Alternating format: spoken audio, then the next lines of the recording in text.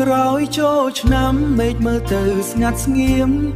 វ័យនៅដដែលតែបេះដូងខ្ញុំបាត់បង់សំណើចដែលធ្លាប់មានប្រែក្លាយជាអារម្មណ៍ឈឺចាប់នៅសល់តែការចងចាំដែលមិនអាចលុបចោលថ្ងៃដែលយើងដើរជាមួយគ្នាឥឡូវនៅសល់តែស្រមោលពាក្យស្រឡាញ់ដែលនៅធ្លាប់និយាយក្លាយជាខ្យល់ហើយបាត់បង់ទៅខ្ញុំសួរខ្លួនឯងថាហេតុអ្វីសេចក្តីស្រឡាញ់មិនអាចនៅបានយូរបេះដូងបែកបាក់ក្រោយចូលឆ្នាំគ្មានអ្នកនៅក្បែ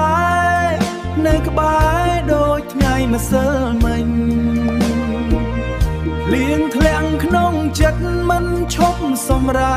ហេតុអ្វីស្នេហាប្រែក្លាយជាព្រេងនិទានខ្ញុំព្យាយាមភ្លេច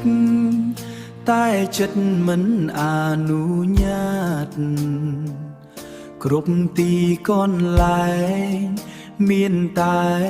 រូបអ្នករូបថតចាំងចាស់នៅតែធ្វើឲ្យឈឺពេលរំលឹកវិញក៏នៅតែស្រឡាញ់ប្រសិទ្ធបើអាចត្រឡប់ទៅថ្ងៃមុនខ្ញុំនឹងរក្សាអ្នកឲ្យបានល្អជាងនេះតែពេលនេះមានតែខ្ញុំម្នាក់ឯងរៀនរស់នៅដោយគ្មានអ្នកបេះដូងបែកបាក់ក្រោយចូលឆ្នាំស្នេហាដែលខ្ញុំថែទៅជាសូន្យទោះបីឈឺចាប់ក៏ត្រូវបន្តថ្ងៃមួយខ្ញុំនឹងជាសះស្បើយវិញ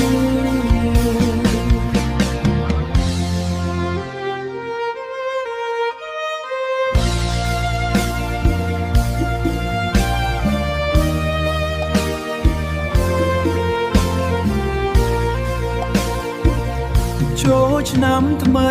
ប៉ុន្តែចិត្តនៅចាំងរងចាំពេលវេលាព្យាបាលបេះដូងខ្ញុំ